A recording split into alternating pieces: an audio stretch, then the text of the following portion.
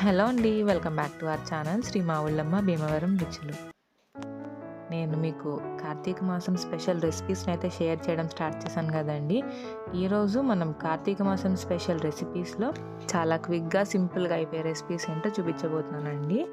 అవి తోటకూర fry and అలాగే ఆనపకాయ పులుసు. ఇవి రెండు చాలా టేస్టీగా ఉంటాయండి. ఇప్పుడు మనం దీని ప్రాసెస్ ఏంటో చూసేద్దాం. ముందైతే ఆనపకాయ పులుసు కోసం మనం మసాలా ప్రిపేర్ చేసుకుందాం. ఒక మిక్సర్ జార్లో కొద్దిగా అల్లం, వెల్లుల్లి, అలాగే ఒక 6 to 8 మిరియాలు వేసుకోండి. ఆనపకాయ చలవ చేస్తుంది కదండి, సో ఇలా మిరియాలు వేసుకోవడం వల్ల మనకి ఆనపకాయ పులుసు అయితే చలవ చేయకుండా ఉంటుంది. ఇప్పుడు ఇందులోకి 1 టీ స్పూన్ జీలకర్ర, 1 టీ స్పూన్ ధనియాలు వేసుకుని మూత పెట్టేసి వాటర్ ఏం యాడ్ చేయకుండా గ్రైండ్ చేసుకోవాలండి.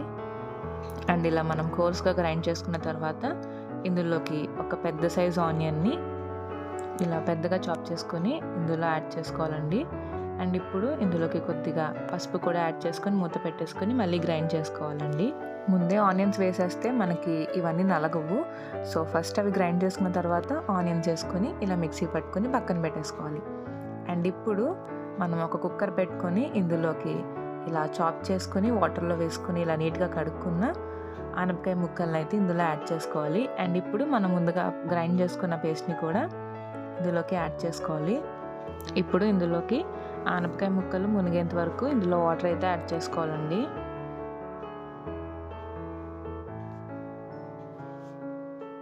అండ్ ఇప్పుడు మనం దీన్ని ఒకసారి మిక్స్ చేసేసుకుందాం. ఇలా మిక్స్ చేసుకున్న తర్వాత ఈ ఆనపకాయ ముక్కలకి సరిపడా కొద్దిగా సాల్ట్ అండ్ అలాగే కొద్దిగా కారం కూడా యాడ్ చేసుకుని కొద్దిగా కొత్తిమీర కూడా వేసుకున్న తర్వాత మళ్ళీ మనం మిక్స్ చేసేసుకొని ఇప్పుడు మనం కుక్కర్ మూత పెట్టేసుకొని విజిల్ పెట్టుకొని 2 విజిల్స్ వచ్చేంత వరకు కుక్ చేసుకోవాలి. అండ్ 2 విజిల్స్ వచ్చిన తర్వాత కుక్కర్లో ప్రెషర్ పోయాక మనం ఒకసారి మూత ఓపెన్ చేసుకుని చూద్దాం. ఆనపకాయ ముక్కలు బాగా లేతగా ఉంటే కనుక ఒక విజిల్ సరిపోతుందండి. మనం ముక్కను బట్టి విజిల్స్ అనేవి పెట్టుకోవాలి.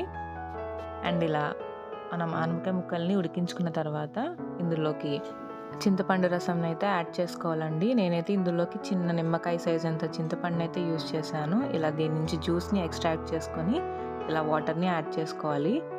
అండ్ ఇది మనం పులుసులా తింటాం కాబట్టి వాటర్ అయితే ఎక్కువే పడతాయండి. మళ్ళీ మనం మరిగిస్తాం కదా, సో వాటర్ అనేది చూసుకొని సరిపడా వేసుకోండి. అండ్ ఇలా ఒక్కసారి మనం దీన్ని ఇలా బాగా మిక్స్ చేసేసుకున్న తర్వాత 1.5 స్పూన్ దాకా సాంబార్ మసాలా పౌడర్ అయితే యాడ్ చేసుకోవాలండి. అండ్ అలాగే ఇందులోకి టేస్ట్కి తగినంత సాల్ట్, 2 స్పూన్స్ బెల్లం పౌడర్, అలాగే కొద్దిగా కొత్తిమీర కూడా యాడ్ చేసుకొని మనం దీన్ని బాగా మిక్స్ చేసుకోవాలండి. మీకు స్వీట్నెస్ ఎక్కువ వద్దనుకుంటే కనుక 1 స్పూన్ బెల్లం పౌడర్ వేసుకోండి, సరిపోతుంది. ఇప్పుడు స్టవ్ ఆన్ చేసి దీన్ని మరిగించుకోవాలండి. ఇది మరుగుతూ ఉంటుంది. అండ్ ఇప్పుడు మనం తోటకూర ఫ్రైని అయితే ఎలా ప్రిపేర్ చేసుకోవాలో చూసేద్దాం. ముందుగా స్టవ్ ఆన్ చేసుకొని పాన్ పెట్టుకొని ఇందులోకి ఆయిల్ యాడ్ చేసుకోవాలి. ఆయిల్ కొద్దిగా హీట్ అయిన తర్వాత ఇందులోకి పొట్టు మినపప్పు, వెల్లుల్లి యాడ్ చేసుకొని ఫ్రై చేసుకోవాలి. మీరు ఎప్పుడు పోపులు యాడ్ చేసుకున్నా ఈ పొట్టు మినపప్పుని అయితే యాడ్ చేసుకోండి. ఈ పొట్టులో ఉండే ఫైబర్ వల్ల మన హెల్త్కి చాలా మంచిది. ఇప్పుడు జనరల్గా మనం అందరం ఇడ్లీ ప్రిపరేషన్లో పొట్టు మినపగుళ్ళు అయితే వాడట్లేదు కదండి. కనీసం ఇలా పప్పుల్లో అయినా మనం ఈ పొట్టు మినపప్పుని యూజ్ చేయడం వల్ల మన హెల్త్కి అయితే చాలా మంచిది. అండ్ అలాగే ఇందులోకి కొద్దిగా కరివేపాకు, జీలకర్ర, ఎండుమిర్చి కూడా యాడ్ చేసుకుని ఫ్రై చేసుకోవాలి. అండ్ ఇవి ఫ్రై అయిన తర్వాత మనం ఇందులోకి ఇలా ఫైన్గా చాప్ చేసుకున్న తోటకూరని ఇందులోకి యాడ్ చేసుకుని మిక్స్ చేసుకోవాలి. తోటకూరలో విటమిన్ ఏ, విటమిన్ డి, ఈ, కే, అలాగే విటమిన్ B6, B12 ఇలా ఇన్ని విటమిన్స్ ఉండడం అనేది ఒక్క ఆకుకూరలో చాలా రేర్ అండి. ఇన్ని విటమిన్స్, ఇన్ని న్యూట్రిషనల్ బెనిఫిట్స్ ఉన్న ఈ ఆకుకూరని ఖచ్చితంగా మీ డైట్లో ఇంక్లూడ్ చేసుకోండి. వెయిట్ లాస్ అవ్వాలనుకునే వాళ్ళు కూడా దీన్ని ఇంక్లూడ్ చేసుకోవడం వల్ల మంచి రిజల్ట్ అయితే ఉంటుంది. అండ్ ఇప్పుడు మూత పెట్టేసుకొని దీన్ని హై ఫ్లేమ్లో కుక్ చేసుకోవాలండి. అప్పుడే మనకి ఇందులో ఉన్న మాయిశ్చర్ అంతా ఎవాపరేట్ అయిపోతుంది. లేదంటే మనకి ఇది కర్రీలా మెత్తగా అయిపోతుంది. ఫ్రైలా కావాలంటే మీరు మీడియం ఫ్లేమ్లో ఆర్ హై ఫ్లేమ్లో కుక్ చేసుకోవాలండి. దీన్ని ఇలా మిక్స్ చేసుకుందాం. ఇప్పుడు కొంచెం ఇందులోకి పసుపు కూడా వేసుకుని ఫ్రై చేసుకోవాలి. ఇప్పుడు మనం మూత పెట్టక్కర్లేదండి. మూత పెట్టకుండానే మనం దీన్ని సిమ్ టు మీడియం ఫ్లేమ్లో అడ్జస్ట్ చేసుకుని దీన్ని ఫ్రై చేసుకోవాలి. ఇదైతే ఫ్రై అవుతూ ఉంటుంది. మనం ఇప్పుడు ఆనపకాయ పులుసు మరుగుతుంది కదా, దాన్ని చూద్దాం. అండ్ ఆనపకాయ పులుసు అయితే కనీసం ఒక 10 to 15 మినిట్స్ అయితే మరగాలండి. అప్పుడే మనకి ఆనపకాయ పులుసు అయితే చాలా టేస్టీగా ఉంటుంది. అండ్ సిమ్ టు మీడియం ఫ్లేమ్లో అడ్జస్ట్ చేసుకొని ఆనపకాయ పులుసుని కుక్ చేసుకోండి. అండ్ ఇప్పుడు మనం ఫ్రైని కూడా ఒక్కసారి ఇలా మిక్స్ చేసుకొని ఇందులోకి మనం టేస్ట్కి సరిపడా సాల్ట్ని అయితే యాడ్ చేసుకొని మిక్స్ చేసుకోవాలండి. సాల్ట్ అనేది ఎక్కువ వేసుకోకుండా కొంచెం సరిపడా వేసుకోండి, ఎందుకంటే ఫైనల్గా మనకి ఆకుకూర క్వాంటిటీ తగ్గిపోతుంది కాబట్టి కొంచెం చూసుకొని వేసుకోవాలి. ఇప్పుడు మనం ఇందులోకి టేస్ట్కి సరిపడా కారం కూడా యాడ్ చేసుకొని మిక్స్ చేసుకోవాలి.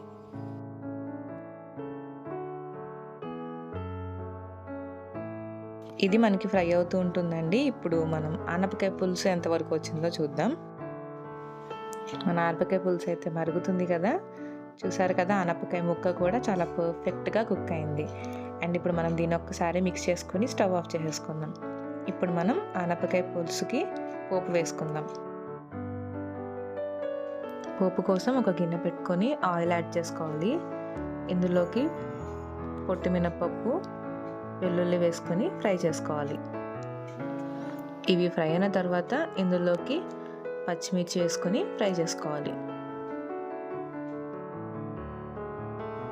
ఇప్పుడు ఇందులోకి కరివేపాకు, ఎండుమిర్చి కూడా వేసుకొని ఫ్రై చేసుకోవాలి.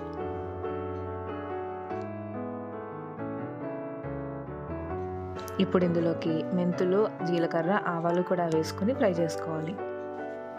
పోపులు అనేవి ఫ్రై అయ్యాయి కాబట్టి ఇప్పుడు మనం ఇందులోకి ఆనపకాయ పులుసుని యాడ్ చేసుకొని ఒక 2 మినిట్స్ మనం మీడియం ఫ్లేమ్లో మరిగించుకుంటే సరిపోతుందండి.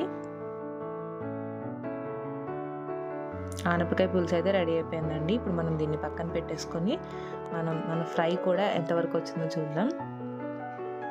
చూసారు కదండి, మన ఫ్రై కూడా రెడీ అయిపోయినట్టే. ఇది బాగా కుక్ అయింది కాబట్టి ఇప్పుడు మనం స్టవ్ ఆఫ్ చేసేసుకుని మన తోటకూర ఫ్రై అలాగే ఆనపకాయ పులుసు రెండింటినీ కూడా రైస్తో సర్వ్ చేసేసుకుందాం.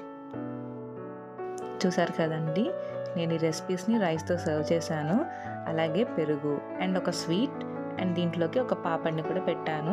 మీరు కూడా తప్పకుండా ఈ కార్తీక మాసంలో ఈ వెజ్ రెసిపీస్ని ట్రై చేయండి. అండ్ ఈ ఆనపకాయ పులుసు, తోటకూర ఫ్రైని ట్రై చేసి మీకు ఎలా వచ్చిందో నా కమెంట్ సెక్షన్లో కమెంట్ చేయండి. అండ్ ఈ రెసిపీస్ నచ్చినట్లయితే ప్లీజ్ లైక్ చేయండి. ఇలాంటి మంచి రెసిపీస్ కోసం మా ఛానల్ని సబ్స్క్రైబ్ చేసుకోండి. And stay tune to our channel Shri Mavullamma Bhimavaram Ruchulu. Thanks for watching.